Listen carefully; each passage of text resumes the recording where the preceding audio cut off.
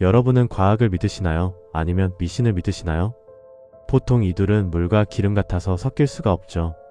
오늘 사연의 김지혜님은 물리학 박사 출신입니다. 측정할 수 없는 것은 존재하지 않는다. 그게 그녀의 신조였죠. 귀신이니 영혼이니 하는 건 뇌의 착각일 뿐이라고요.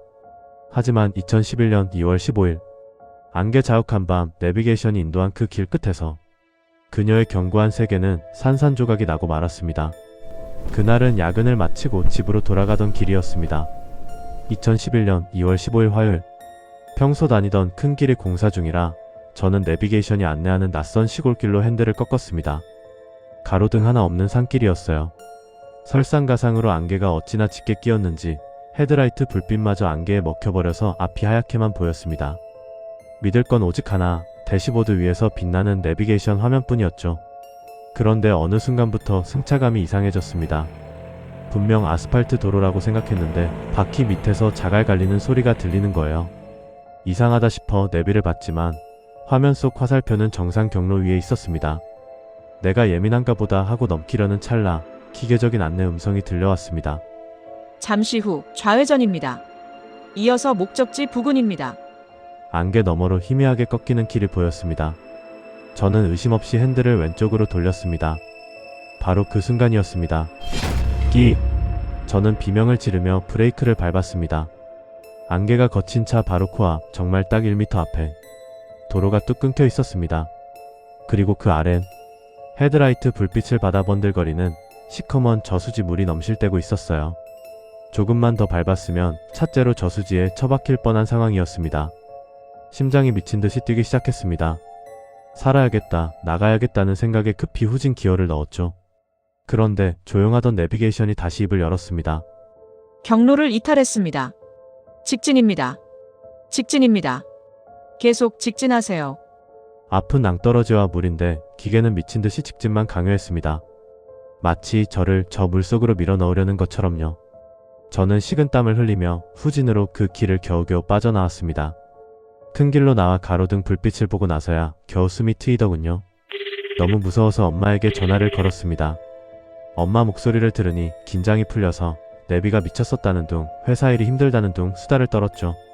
엄마도 그러게 큰 길로 다니라니까 하며 맞장구를 쳐주셨고요. 그런데 제가 한창 상사에 대한 뒷담화를 하던 중이었습니다. 엄마? 듣고 있어? 수학이 넘어가 갑자기 쥐죽은 듯 조용해졌습니다.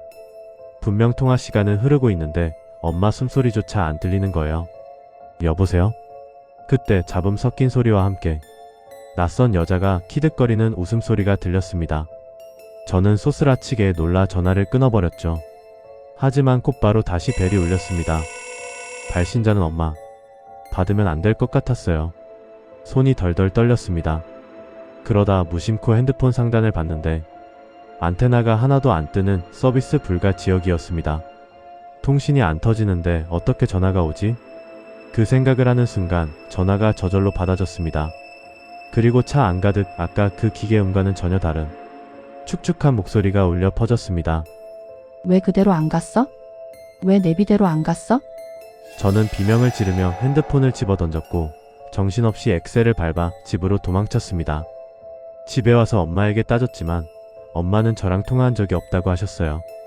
정말 귀신에 홀린 날이구나. 다시는 그 길로 안 가야지 다짐했죠. 그리고 일주일 뒤 2월 20일 저는 그 산길을 피해 국도로 퇴근하다가 정면 충돌 사고를 당하고 말았습니다. 눈을 떠보니 병원 중환자실이었습니다. 온몸이 부서질 듯 아팠고 엄마는 옆에서 울고 계셨죠. 정신이 좀 들고 나서 엄마가 사고 경위서를 보여주는데 저는 제 눈을 의심했습니다. 엄마, 날짜가 왜 이래? 오늘 2월 20일 아니야? 지혜야, 무슨 소리니? 오늘 15일이잖아. 너 사고 난 지 3시간 지났어. 사고 날짜는 2월 15일. 제가 저수지에서 내비게이션 때문에 시겁했던 바로 그날 밤이었습니다. 경찰 말로는 제가 흙길을 빠져나와 큰 길로 진입하자마자 역주행 차량과 부딪혔대요. 그리고 그 자리에서 의식을 잃고 실려왔다는 겁니다. 그럼 제가 기억하는 일주일간의 시간은 뭐였을까요? 집에 가서 엄마랑 얘기하고 밥 먹고 출근했던 그 기억들은 전부 꿈이었을까요? 혼란스러워하며 침대에 누워있는데 어느새 제 침대 옆에 간호사 한 분이 서 계셨습니다. 말없이 저를 내려다보시길래 팔을 뻗어 그분 손을 잡으려 했습니다.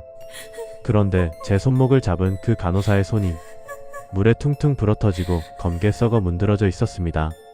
사람의 손이 아니었어요. 놀라서 고개를 드니 간호사복을 입은 그 여자가 제 귀에 대고 속삭였습니다. 왜 내비대로 안 갔어? 저는 비명을 지르며 기절했습니다. 다시 눈을 떴을 땐 또다시 처음 그 장면이었습니다. 울고 있는 엄마, 삐삐거리는 기계음. 마치 사고 직후로 리셋된 것처럼요. 하지만 엄마 등 뒤로 하얀 원피스를 입은 그 여자가 저를 보며 입모양으로 말하고 있었습니다. 왜 안 죽었어? 나중에 무당을 찾아가서야 알게 됐습니다. 그 저수지, 동네 사람들은 살목지라고 부르는 곳이래요. 옛날부터 사람이 많이 죽어나가기로 유명한데 특히 젊은 여자가 목숨을 끊은 적이 있다고 하더군요. 무당 말로는 그날 안개 낀 길에서 제 머리카락 끝에 그 여자의 머리카락이 엉겨 붙었다고 했습니다. 그 귀신이 저를 저수지로 끌고 가려다 실패하니까 병원까지 따라와서 제 무의식 속에 계속 나타났던 거래요. 결국 구슬하고 머리카락을 잘라내고 나서야 그 환영은 사라졌습니다. 하지만 저는 지금도 운전할 때 내비게이션을 켜기가 무섭습니다. 가끔 화면 속 화살표가 길이 없는 검은 물 위를 가리키고 있을 것만 같아서요. 우리는 매일 기계가 알려주는 길을 의심 없이 따라갑니다. 가장 빠르고 가장 안전한 길이라고 믿으면서요. 하지만 가끔 기계가 오류를 일으킬 때 그게 정말 단순한 고장일까요? 아니면 누군가가 간절하게 당신을 부르는 신호일까요?